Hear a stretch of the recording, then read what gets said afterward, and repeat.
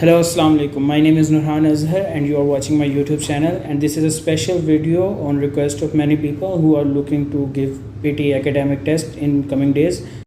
So I took my test 2 days ago and I got overall 84, but I got 90 in listening and I got 79 in speaking and I got 86 in writing and I got 89 in reading. So that's my skill breakdown, but I will share my experience with you, my real exam time experience with you, so that you can know how it went and what I did, but I shouldn't have done it, so that it can help you. So this is my agenda for this video and I hope it works out for you. So let's begin with the video. Please do must subscribe to my YouTube channel and that would be great. अब कुछ हम tips and tricks को discuss कर लेते हैं। जिस इन marks लेने के अंदर जो चीज़ें मैंने फॉलो की हैं, जिस तरह से मैंने प्रिपरेशन की है, वो मैं अपना एक्सपीरियंस आप लोगों के साथ शेयर करता हूँ। आप फर्दर उसको अपने हिसाब से भी एडजस्ट कर सकते हैं। बाकी मेरी गाइडेंस इसके अलावा भी अगर आप लोगों को चाहिए हो तो you can contact me on WhatsApp as well. So मैं अपना नंबर भी आप लोगों को नीचे डिस्क्रिप्शन में दे दूँगा। उसके अलावा आप जिन लोगों की रिक्वेस्ट पर मैं ये वीडियो बना रहा हूँ, वो लोग डायरेक्टली भी मुझसे कॉन्टैक्ट कर सकते हैं। ये इस वीडियो को बनाने का मकसद ये है कि आप लोगों की सारों की जो लोग पीटी एकेडमिक देना चाह रहे हैं उनकी हेल्प हो सके। और अब मैं अपनी आपको एक्सपीरियंस जो है वो शेयर करता हूँ। तो मैंने सबसे पहले क्या किया था कि मैंने अपनी प्रिपरेशन के लिए सबसे पहले ऐप यूनिक की एक प्लेलिस्ट है 13 वीडियोज़ की, जो कि मैंने यूट्यूब के ऊपर पूरी देखी थी। उसके साथ साथ मैंने अपने पर्सनल नोट्स बनाए थे। उन नोट्स के अंदर मैंने ये नोट किया था कि जो चीज़ें वो बता रहे हैं वो किस तरह से हैं।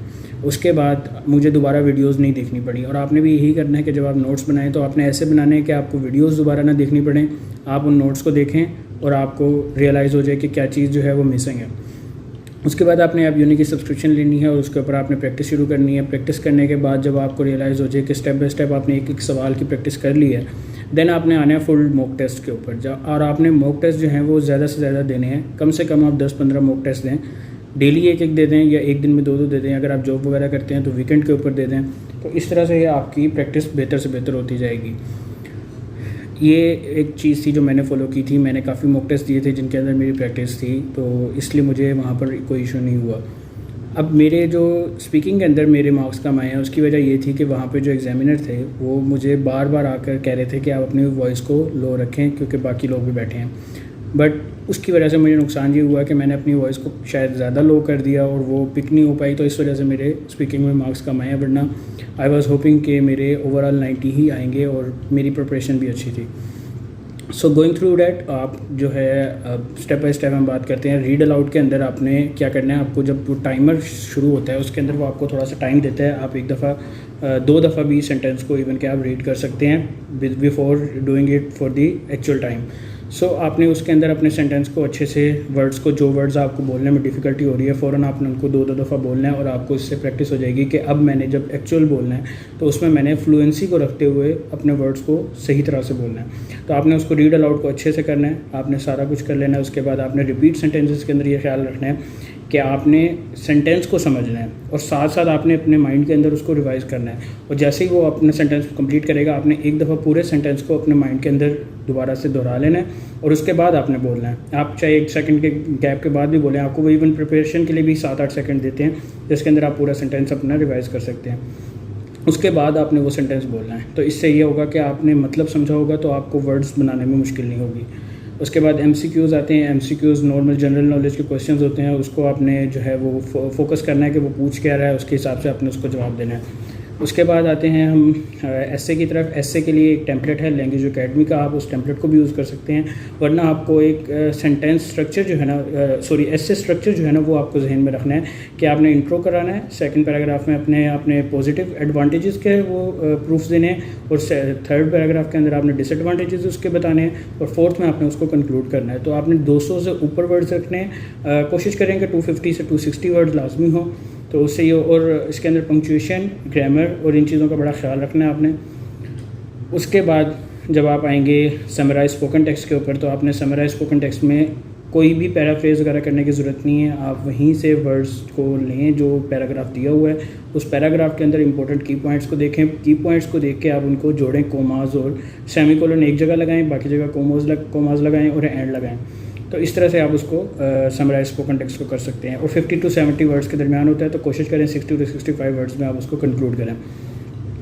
उसके बाद आप आ जाएँ, नेक्स्ट आता है फिल इन द ब्लैंक्स और रीऑर्डर पैराग्राफ्स। रीऑर्डर पैराग्राफ्स में आपने ये करना है कि आपने सेंटेंस देखना है कि इंडिपेंडेंट सेंटेंस जो होता है जिसके अंदर कंप्लीट मायनी एक सेंटेंस के अंदर आपको मिल रहा हो, सबसे पहले वो आएगा। उसके बाद उसके आगे सेंटेंस वो आना चाहिए जो उसको एलेबोरेट कर रहा हो। उस एलेबोरेशन के बाद आपका जो थर्ड सेंटेंस होगा वो टाइम से रिलेटेड होगा। अगर प्रेजेंट की बात हो रही है तो आपने उसको लास्ट लेके जाना है। तो ये थोड़ा सा एक उसके अंदर ट्रिक होती है कि आपने इंडिपेंडेंट सेंटेंस को सबसे पहले रियलाइज़ करना होता है, क्योंकि इसके अंदर पेयर के मार्क्स होते हैं। अगर आपके 2 पेयर एक साथ ठीक होंगे तो ही आपको उसका मार्क्स मिलते हैं। तो ये चीज़ आपने उसके अंदर ख्याल करनी है। और फिल इन द ब्लैंक्स में ये होता है कि आपको इसके अंदर जो जनरल सेंटेंस के स्ट्रक्चर हैं वो आपको आने चाहिए। आपको टेंसेस का पता होना चाहिए कि कहाँ पर कौन सी फॉर्म यूज़ होगी, ये चीज़ का आपको खास ख्याल रखना है उसके अंदर। उसके अलावा जो ग्राफ्स और पिक्चर्स की एलेबोरेशन आती है उसके अंदर आपने ये ख्याल करना है कि पिक्चर में बेसिक इन्फॉर्मेशन क्या मिल रही है। आपने की पॉइंट्स नोट कर लेने हैं। की पॉइंट्स नोट करने के बाद आपने एक टेम्पलेट यूज़ करते हुए उन की पॉइंट्स को दोबारा से बताना है।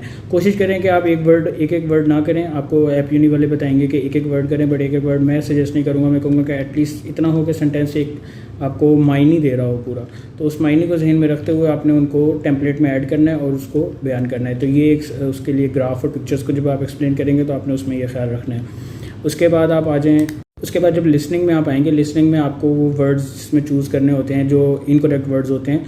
तो उसके लिए आपने ये करना है कि आपने बड़े गौर से ध्यान से सेंटेंस को सुनना है कि वो क्या पढ़ रहे हैं, और आपने उसके वर्ड्स को सुनना है। आपने सेंटेंस के साथ साथ जो कर्सर होता है माउस का, आपने वो साथ साथ सेंटेंस पे रखना है। जहाँ पर आपको लगे कि उसने इनकरेक्ट वर्ड बोला है, नॉर्मली 5 to 6 वर्ड्स होंगे जो एक पैराग्राफ के अंदर होंगे, तो आपने अपने उस टाइम पे ध्यान फोकस फुल जो है ना अपना रखना है और उसके साथ साथ आपने उसको क्लिक कर देना है, तो ताकि आपका टाइम ना वेस्ट हो। और उसके अलावा ये जो माइक एडजस्टमेंट वगैरह हैं, हेडफोन एडजस्टमेंट वगैरह हैं, ये आपने शुरू में ही कर लेनी है, ताकि आपकी जो सुनने के आप वॉल्यूम रखना चाहते हैं, जो स्पीकिंग वॉल्यूम रखना चाहते हैं, वो आपको एडजस्ट हो शुरू में ही, आपको बार बार वो चेंज ना करना पड़े।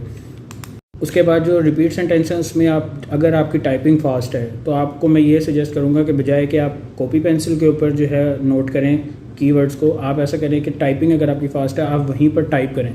आप शॉर्ट वर्ड्स की टाइप करें लेकिन आप पूरा सेंटेंस टाइप करने की कोशिश करें। उसके बाद आप स्पेलिंग करेक्शंस जो भी आपने स्ट्रक्चर उसका बनाना है वो आप बाद में बनाएं।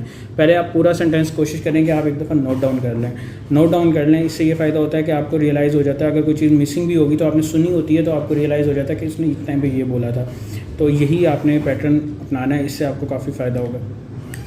उसके अलावा शोर में भी कुछ प्रैक्टिस करें। आप अपने शोर में प्रैक्टिस करने से आपको ये फ़ायदा होगा कि वहाँ पर जब सारे लोग बोल रहे होते हैं तो आपको उससे ये हेल्प हो जाएगी कि आपकी डिस्ट्रैक्शन नहीं होगी। तो आपने डिस्ट्रैक्शन से बचना है, आपने इधर उधर फोकस नहीं करना, अपने टेस्ट के ऊपर फोकस करें।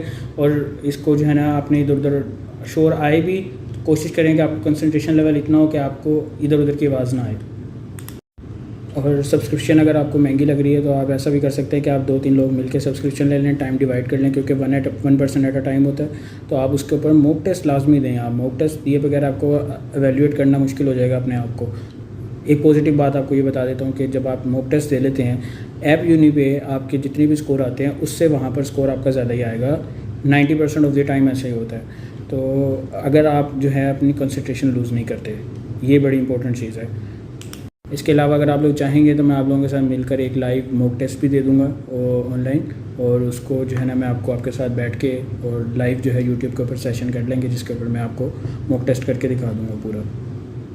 बाकी एक अनरिलेटेड टू स्टडी एक टिप है, अगर आप लोग लेना चाहें तो उसमें यह है कि आप नेटफ्लिक्स वगैरह पे अगर कोई मूवी देखना पसंद करते हैं तो मूवी देखें विदाउट सबटाइटल्स, उसको पूरा समझने की कोशिश करें। अगर आपको कुछ वर्ड्स भी समझ आ रहे हैं लेकिन at the end of the sentence आप पूरा उसको समझने में कामयाब हो रहे हैं तो इट मीन्स कि आपको लिसनिंग का इशू नहीं है। आप लिसनिंग को उस तरह भी इम्प्रूव कर सकते हैं। मैंने किया है क्योंकि मेरी इसकी प्रैक्टिस बहुत पहले से है, तो आप भी इस तरह कर सकते हैं। It work for me, maybe it can work for you as well. So इसको आप ट्राई कर सकते हैं। और स्पीकिंग के लिए मैं आपको ये कहूँगा कि अगर आपके पास अभी टाइम है तो आप अपने कोलीग्स, अपने फ्रेंड्स या अपने घर में किसी भी ऐसे शख्स के साथ जो इसके लिए इंटरेस्टेड है या जो इंग्लिश जानता है, आप उसके साथ कोशिश करें कि ज़्यादा से ज़्यादा इंग्लिश स्पीकिंग के ऊपर जो है ना वो तवज्जो दें, इंग्लिश में उसके साथ बात करें।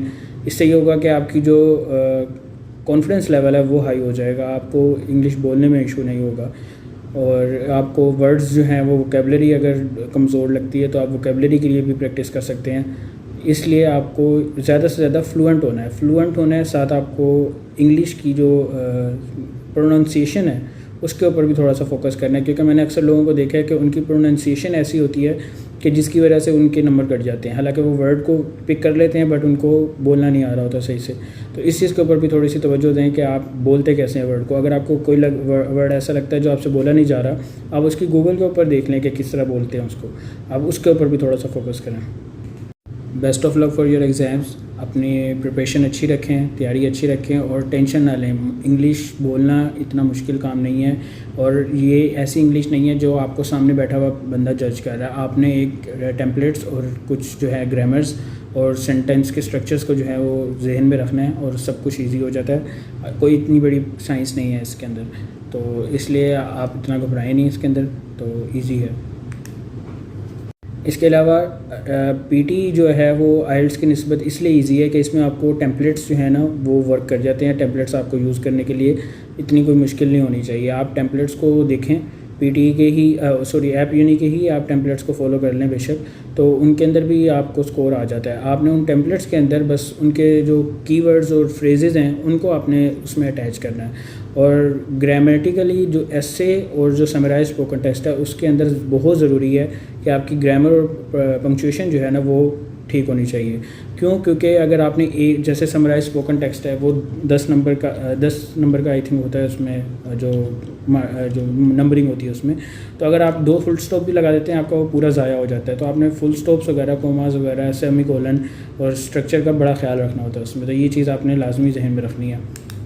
बाकी एग्जामिनर वगैरह अगर आपको कहे आहिस्ता बोलने का बट आपकी प्रैक्टिस नहीं है उसमें, तो आपने उस चीज़ को इग्नोर कर देना है और आपने अपने हिसाब से ही टेस्ट देना है। क्योंकि ये गलती मैंने की है जिस वजह से मेरा 90 रह गया, क्योंकि मेरा टारगेट ही 90 का था और मैं इजीली उसको अचीव कर सकता था। बट मुझे अब रियलाइज़ होता है कि मैं अगर उस टाइम ना सुनता एग्जामिनर की तो I would have done it, but उस टाइम हो गया, कोई मसला नहीं। लेकिन आप लोगों ने अपने हिसाब से जो प्रैक्टिस की हुई है उसी प्रैक्टिस को ही कंटिन्यू करना है, क्योंकि इंसान जिस चीज़ में कंफर्टेबल हो जाता है जब उससे आपको चेंजिंग करनी पड़े तो उससे आपका थोड़ा सा रिज़ल्ट ख़राब हो सकता है। तो इस चीज़ को आपने जो है ना कोई तवज्जो नहीं देनी है, अपने हिसाब से आपने जो प्रैक्टिस की है उसके ऊपर फोकस करें। बाकी इसके अलावा स्टिल आपको कोई एम्बिग्यूटी हो या आपको कोई भी क्वेश्चन हो, कोई भी चीज़ हो, तो आप मुझसे कॉन्टैक्ट कर सकते हैं directly. I will be more than happy to help you. So I hope you get that your desired result और may you ace it. So have a good day. And if you find this video helpful and it may have helped you in any way, please feel free to subscribe, like, share, comment on this video. And if you really want to thank me for any kind of help if may I have done to you, please must subscribe to my YouTube channel, and that would be great. Best of luck. Allah Hafiz.